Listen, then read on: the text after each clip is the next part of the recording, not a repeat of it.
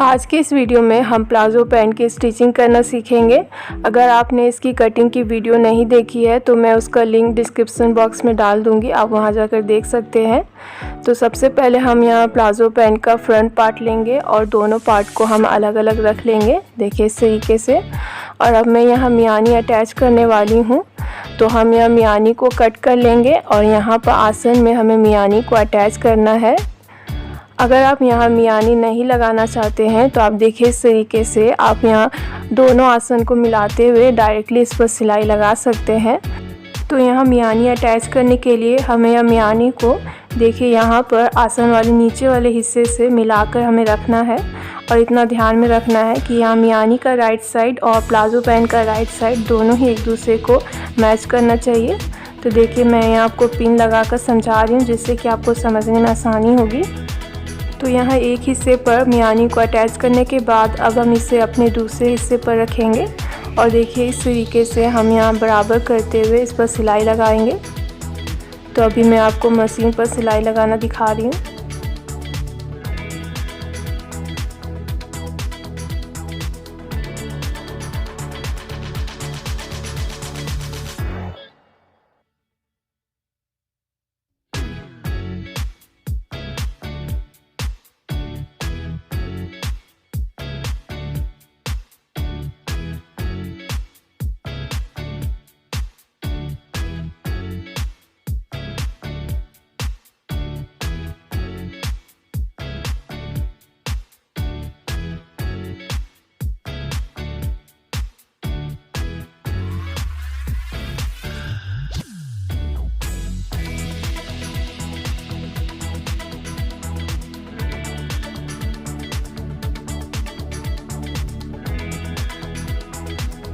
तो देखिए हमने यहाँ फ्रंट हिस्से पर मियानी को अच्छे से अटैच कर लिया है।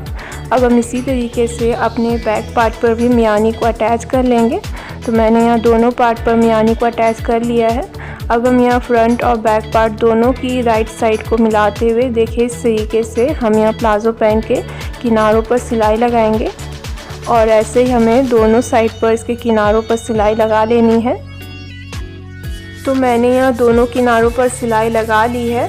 बस हमें यहाँ मोहरी के लिए नीचे से 3.5 इंच तक खुला रखना है और ऐसे हम सेम दूसरे किनारों पर भी करेंगे, जिससे कि देखिए हम इस तरीके से मोहरी को अंदर की तरफ फोल्ड करते हुए हम मोहरी को रेडी करेंगे। तो ये मैं आपको सिलाई मशीन पर बताऊंगी।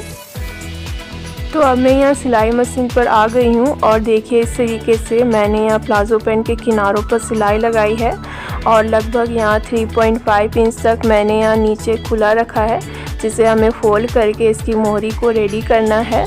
तो मोहरी रेडी करने के लिए हमें देखिए इस तरीके से पहले प्लाज़ो पैंट को खोल कर रखना है और यहाँ जो फैब्रिक है इसे हम नीचे की तरफ कर लेंगे और दूसरे हिस्से के फैब्रिक को देखिए हमें इस तरीके से फोल्ड करना है।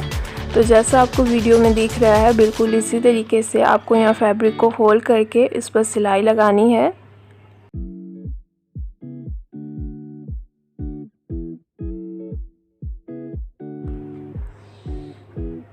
तो मैंने इस पर सिलाई लगा ली है और अब मैं आपको इसे नज़दीक से दिखाती हूँ जिससे कि आपको समझने में आसानी होगी।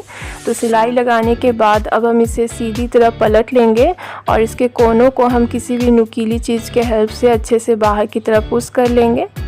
और अब हम इसी तरीके से इसके दूसरे हिस्से पर भी फैब्रिक को फोल्ड करके उस पर सिलाई लगा लेंगे।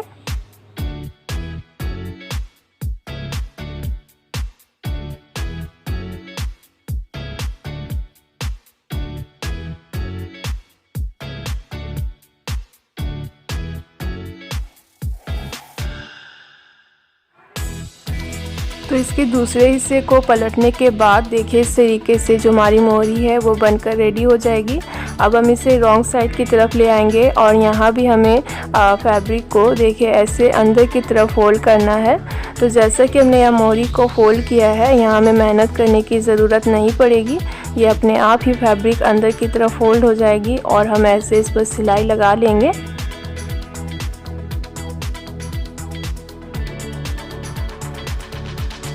और ये सिलाई लगाने के साथ ही यहाँ हमारी मोहरी बनकर रेडी हो गई है। अब हम इसी तरीके से अपने प्लाज़ो पैंट के दूसरे मोहरी को भी रेडी कर लेंगे। दोनों मोहरी को सिलने के बाद अब हम यहाँ प्लाज़ो पैंट की एक मोहरी से सिलाई लगाना स्टार्ट करेंगे। और देखिए ऐसे हम सिलाई लगाते हुए दूसरी मोहरी तक सिलाई को ले जाएंगे और इधर से भी हम अपने प्लाज़ो पैंट को सिलाई लगाकर अच्छे से बंद कर लेंगे। तो देखिए हमने इस पर सिलाई लगा ली है। अब हमें इसका बेल्ट रेडी करना है। तो बेल्ट रेडी करने के लिए मैं यहाँ प्लाज़ो पैंट के आगे वाले हिस्से में बुकरम लगाऊंगी और बाकी हिस्से में हम इलास्टिक अटैच करेंगे, तो जिससे कि जो हमारी बेल्ट है वो आगे से फ्लैट दिखेगी।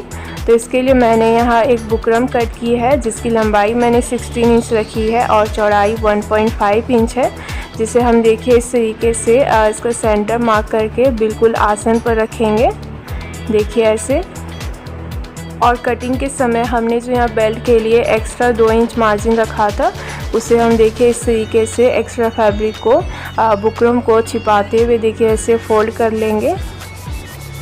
और यहाँ मैं इसे फोल्ड करके इस पर पिन लगा ले रही हूँ, जिससे कि आगे हमें इस पर सिलाई लगाने में आसानी हो। तो इसी तरीके से हम यहाँ एक्स्ट्रा फैब्रिक से अपने बुकरम को छिपाते हुए उस पर पिन लगा लेंगे। और मैंने यहाँ बुकरम की चौड़ाई अपने इलास्टिक के बराबर ही रखी है, तो आप भी अपने बुकरम की चौड़ाई इलास्टिक के बराबर ही रखें। इससे जो हमारी बेल्ट है वो दिखने में अच्छी लगेगी।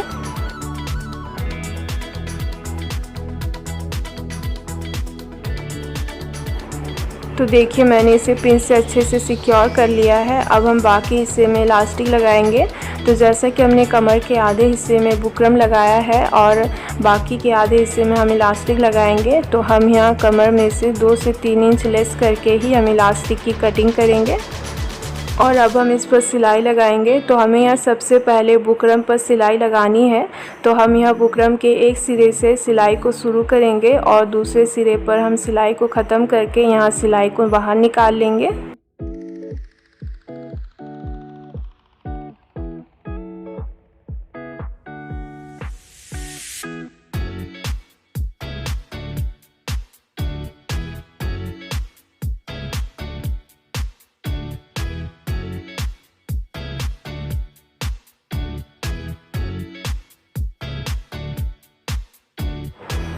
और बुकरम पर अच्छे से सिलाई लगाने के बाद हम यहाँ बुकरम के दोनों तरफ कम से कम 2 से 3 इंच हिस्सा खुला छोड़ देंगे और बाकी हिस्से को हम फोल्ड करके उस पर सिलाई लगा लेंगे, जिससे कि हम इलास्टिक को इसके अंदर डाल सकें। तो देखिए इस तरीके से हमें यहाँ फैब्रिक को फोल्ड करना है और उस पर सिलाई लगानी है। और ये ध्यान में रखेंगे कि हमें बुकरम के दोनों तरफ थोड़ा थोड़ा हिस्सा खुला रखना है, जिससे कि हम इलास्टिक को अंदर डालेंगे।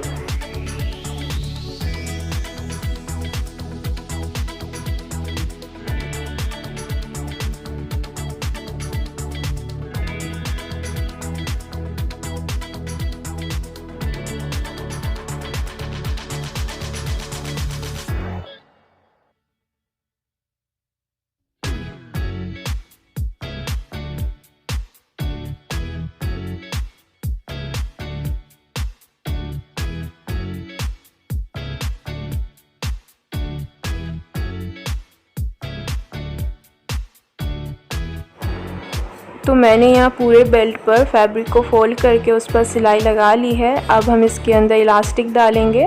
तो इसके लिए हम सबसे पहले इलास्टिक में सेफ्टी पिन डाल लेंगे और देखिए इस तरीके से हम इलास्टिक को बेल्ट के अंदर डालेंगे। तो हम यहाँ बेल्ट के एक हिस्से से इलास्टिक को अंदर डालना स्टार्ट करेंगे और दूसरे हिस्से से इलास्टिक को बाहर निकाल लेंगे। और यहाँ इलास्टिक को अंदर डालते समय हम ध्यान में रखेंगे कि हमारी इलास्टिक बिल्कुल सीधी होनी चाहिए।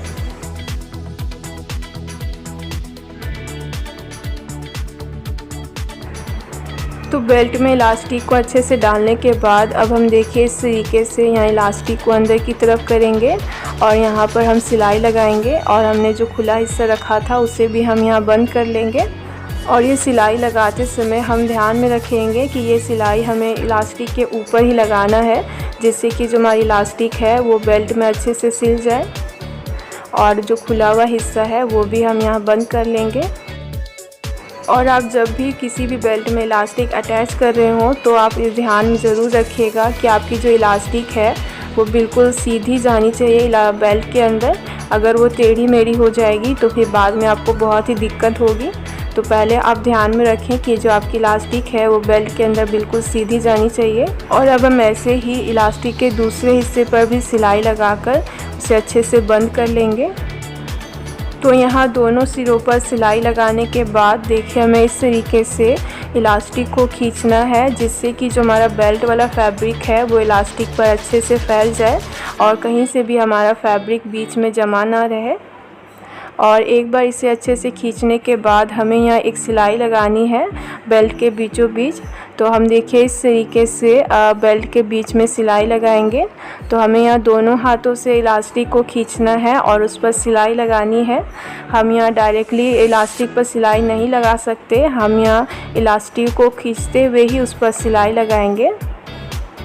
तो देखिए इस तरीके से आपको दोनों हाथों से इलास्टिक को खींचकर ही उस पर सिलाई लगानी है और हम इसी तरीके से अपने पूरे इलास्टिक पर सिलाई लगा लेंगे।